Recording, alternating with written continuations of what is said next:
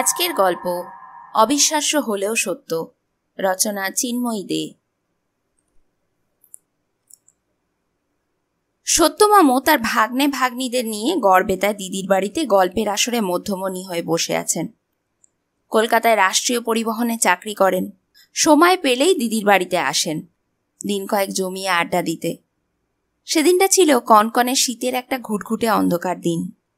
হ্যারিকেনের আলো চারপাশে অনেকগুলো চোখ। মামু বলল, দেখ, তোরা ভয় পাবি না তো? তাহলে একটা ড্রাকুলাকে ভয় পায়নি আর তোমার ভূতের গল্প, অপু বলল। তাহলে বলি, নে হ্যারিকেনে ফিতেটা একটু কমিয়ে দে। আজ থেকে 40 বছর আগে আমি আমার কাকু পূর্ববঙ্গের চাঁদশি থেকে কলকাতায় এসেছি। তখন কলকাতা একেবারে আট পৌড়ে, সবে ভারতবর্ষ স্বাধীন হয়েছে। না ছিল বড় বড় বাড়ি, মার্কেটিং কমপ্লেক্স, বড় বড় রাস্তা, উড়ালপুল। কিরকম একটা গ্রাম গ্রাম গন্ধ ছিল। সেই কলকাতার বিডেন স্ট্রিটে একটা বাড়ির একটা ঘর ভাড়া নিয়ে কাকু আর আমি থাকতাম। পুরনো বাড়ি, দুটো কল ছিল, একটা গঙ্গার জল আর একটা টাইম কল। কেরোসিন তেলের স্টোভ কিনে কাকু আর আমি ভাত রান্না করে খেতাম। যে কোনো কারণে অন্য ভাড়াটেরা মাঝে মাঝে তিক্ত বিরক্ত হতো, প্রায়ই তারা বাড়ি ছাড়ার কথা বলতো। কাকা আর আমি এত ব্যস্ত থাকতাম যে এই নিয়ে মাথা ঘামাবার প্রয়োজন বোধ করিনি। যুদ্ধের বাজারে ভৌতিক নানান রকম ঘটনা প্রতিবেশীরা নানাভাবে বোঝাতে চেয়েছিল। কাকু একেবারেই পাত্তা দিল না। সেদিনটাও ছিল এরকম একটা তমসাবৃত শীতের রাত। সন্ধ্যে থেকে আকাশে মেঘ জমেছে। আমি কাকু সবে খেয়ে উঠেছি। এমন সময় প্রতিবেশীদের একজন বলল, আমাদের সাথে কেউ দেখা করতে এসছে। কাকা বললেন, সত্য যা, ডেকে আয়, ডেকে নিয়ে আয়। এরপর একজন লোক না ছেলে এসে কাকাকে প্রণাম করলো। জেঠু ভালো আছেন? কাকা বলল, ভালো। তা কোথা থেকে আসছো? তোমার নাম কি? কি তোমাকে আমার ঠিকানা দিল? রোগাটে চেহারা, শীতের জন্য একটা পুরনো ছেঁড়া কোট গায়ে, হাতে কাপড়ের একটা ব্যাগ, বহুদিন দাড়ি গোঁফ কামায়নি। চেহারা দেখে বোঝা গেল খাদ্য তো জোটেইনি, বাসস্থানও নেই। আমতা আমতা করে বললে, আমি সুধীর বাবুর ছেলে। আমার নাম অমিত। পূর্ব বাংলা থেকে কলকাতায় এসেছি। দাঁড়ান, এ বলে একটা ছোট্ট সাদা কাগজ ঝোলা থেকে বের করে দিল। কাকু মন দিয়ে 4 লাইনে চিঠি পড়লেন, অন্তত 5 বার। তারপর একটা বাটিতে মুড়ি বাতাসা দিয়ে বললেন, খাও, আজ কষ্ট করে নিচে এই আলাইয়ের ওপর শো, তারপর না হয়। শোনো, কাল জামা কাপড় কাচবে, দাড়ি কাটবে। এরপর আর কোনো কথা না বলে তক্তপোষের ওপর কাগজ কলম নিয়ে কাজে বসলেন। পরদিন থেকে ভোরবেলাও বেরিয়ে যেত, রাত্রি হলে বাড়ি ফিরত। কাকু খাবার রাখতো, সেটা খেয়ে কাঁথা মুড়ি দিয়ে শুয়ে পড়ত। দাড়িটা কামাবার পর মনে হয়েছিল ওর বয়স 24-25 হবে। ওর জন্য শতরঞ্চি এলো। প্রতিবেশীরা যারা চলে যেতে চেয়েছিল তারা কাকুকে পিঠে পায়েস দিল, কাকুকে অভিভাবক মানল। কাকু আসার পর ও বাড়িতে অদ্ভুত সব ঘটনা আর ঘটছে না বলে। আমাদের প্রতিবেশী বিজনবাবু আকাশবাণীতে কাজ করতেন। তিনি একদিন কাকুকে বললেন, ভাই চলো না, একবার সংক্রান্তিতে গঙ্গাসাগর যাই। কাকু বললেন, মানুষের সেবাই বড় তীর্থ, তবে আপনি যখন অনুরোধ করছেন, সত্য যাবি নাকি? আনন্দে বললাম, সব তীর্থ বারবার, গঙ্গাসাগর একবার। রাত্রে খাওয়ার সময় কাকু অমিতকে বলল, যাবে নাকি গঙ্গাসাগরে? সে বলল, হ্যাঁ, তবে কবে? 13ই জানুয়ারি। তারপর শুয়ে পড়ল। দিনটা 13ই জানুয়ারি। বাবুঘাট থেকে আমরা নৌকাতে উঠলাম। সেই সময় গঙ্গাসাগর যাওয়া আজকের মতো এত সহজ ছিল না। বিজনবাবু নানা গল্প করছেন, কতদিনের মনোবাসনা। কাকু প্রকৃতিকে দেখছে, চারিদিকে জল। দুপুরের দিকে ভাটায় একটা চড়ায় নৌকা আটকে থাকলো ঘন্টা 3। চড়াটা একটা বড় ফুটবল মাঠের সমান। জোয়ারে আবার নৌকা ছাড়লো। নৌকা ভর্তি পুণ্যার্থী, এমনকি তার সাথে মুরগি, ছাগল, কেরোসিন তেলের টিন। কি বলবো, আজও বুক কেঁপে ওঠে, ভাবলে গা হিম হয়ে যায়। নৌকা ভারে কাত হয়ে যাচ্ছে, মাঝিরা চিৎকার করছে, এত ভার নিয়ে নৌকা তো উল্টে যাবেই।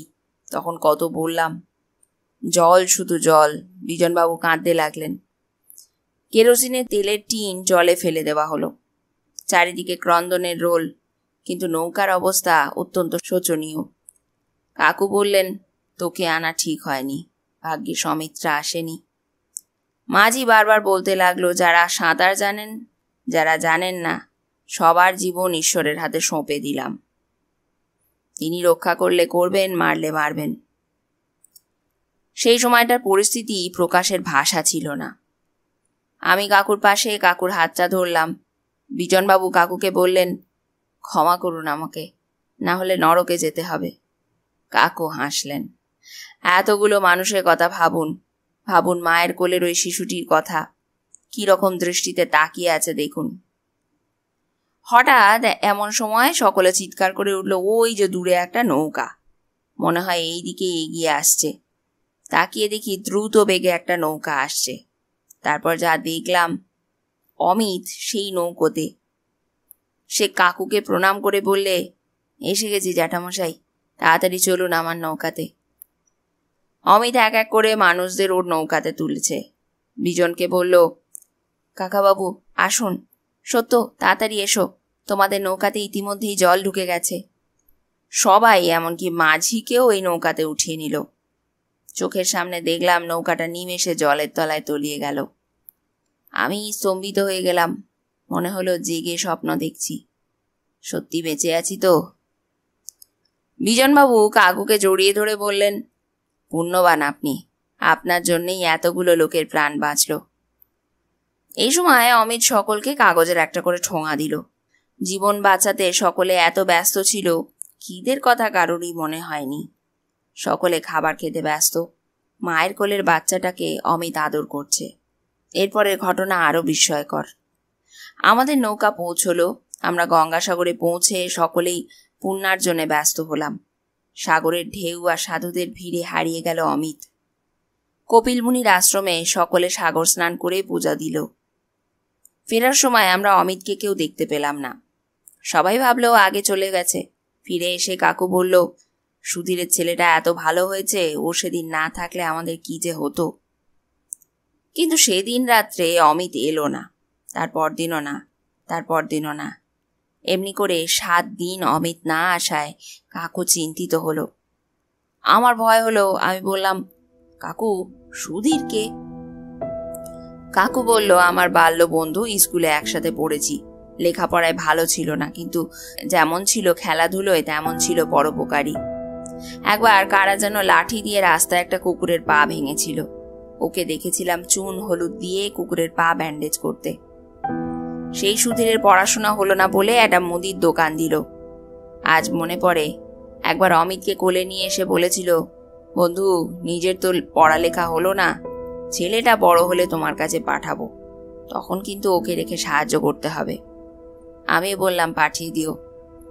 তারপর শুনেছি স্বদেশীদের সুধীর গোপনে সাহায্য করত। একবার আমার কাছে টাকা চেয়ে এক পত্রবাহককে পাঠিয়েছিল, আমি সাহায্য দিয়েছিলাম। তখনই জেনেছিলাম সুধীরের ছেলে পড়াশোনায় খুব ভালো হয়েছে। এরপর দাঙ্গার সময় শুনেছি বহু লোককে লুকিয়ে নৌকাতে তুলে দিয়ে পালিয়ে আসতে সাহায্য করেছে সুধীর। তারপর আর বহুদিন খবর রাখি না। ঢাকার বিএম কলেজের ছাত্র শশী বলেছিল সুধীর নাকি নৌকা ডুবিতে প্রাণ হারিয়েছে। বিশ্বাস করিনি। অমিত যখন এলো তখন আমার প্রাণটা জুড়লো। ওর বাবার চিঠিটা পেয়ে ভাবলাম কত গুজবই না রটে। কাকু বললেন, আমি সুধীরকে পুরনো ঠিকানায় চিঠি দিয়েছি। অমিত কেন আসছে না, অমিত কত বড় মাপের মানুষ হয়েছে সব জানিয়ে ওকে আসতে লিখেছি। মাথায় হাত দিয়ে এরপর আরো দিন 10 বাদে একটা পোস্ট কার্ড হাতে নিয়ে কাকু তক্তপোষের ওপর বসে। আমি কখনো এমন ভাবে কোনোদিন কাকুকে দেখিনি। জিজ্ঞাসা করার সাহস হলো না। এমন সময় কাকু পোস্ট কার্ডটা এগিয়ে দিল। চিঠিটা এসেছে বাংলাদেশ থেকে। শ্রদ্ধাস্পদেষু, আপনার একখানা চিঠি এখানে আসিয়াছে।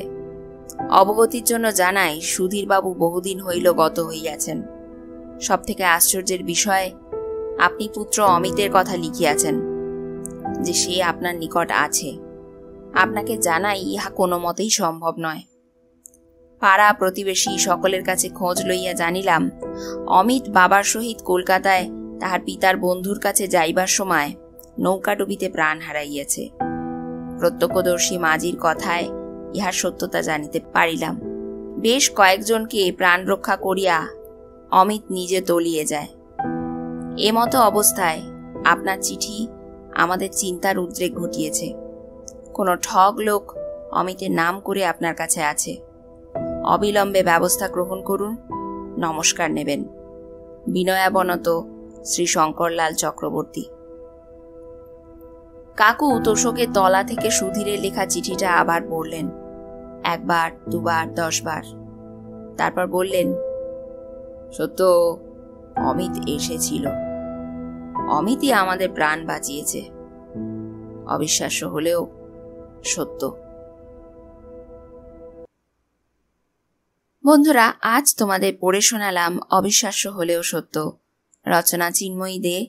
যদি গল্পটা তোমাদের ভালো লেগে থাকে একটা লাইক করে দিও প্লিজ। আর এই চ্যানেলে প্রথমবার আসলে চ্যানেলটাকে সাবস্ক্রাইব করে রেখো। সবাই ভালো থেকো, আনন্দে থেকো। গল্প দিদি এইরকমই কোনো গল্প নিয়ে ফিরে আসবে খুব তাড়াতাড়ি।